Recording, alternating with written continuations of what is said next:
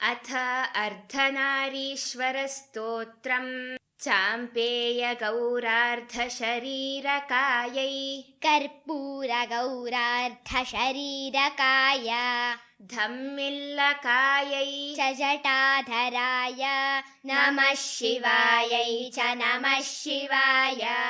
कस्तूरिकाकुङ्कुमचर्चितायै चितारजः पुञ्जविचर्चिताय कृतस्मरायै विकृतस्मराय नमः शिवायै च नमः शिवाय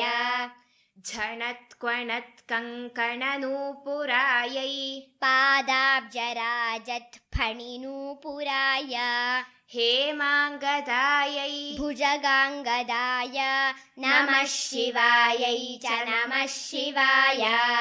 विशालनीलोत्पललोचनायै विकासिपङ्केरुहलोचनाय समेक्षणायै विषमेक्षणाय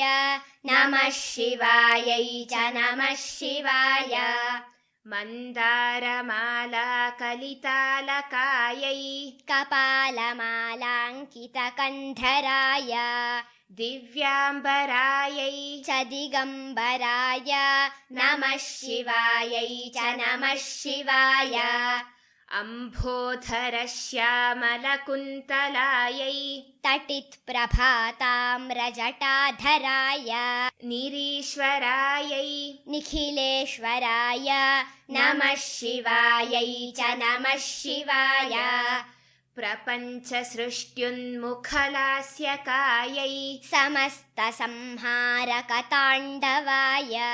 जगज्जनन्यै जगदेकपित्रे नमः शिवायै च नमः शिवाय प्रदीप्तरत्नोज्ज्वलकुण्डलायै स्फुरन्महापन्नगभूषणाय शिवान्वितायै च शिवान्विताय नमः शिवायै च नमः शिवाय एतत् पठेदष्टकमिष्टदं यो भक्त्या समान्यो भुवि दीर्घजीवी प्राप्नोति सौभाग्यमनन्तकालं भूयात् सदा तस्य समस्तसिद्धिः इति श्रीमच्छङ्कराचार्यविरचितम् अर्धनारीश्वरस्तोत्रं सम्पूर्णम्।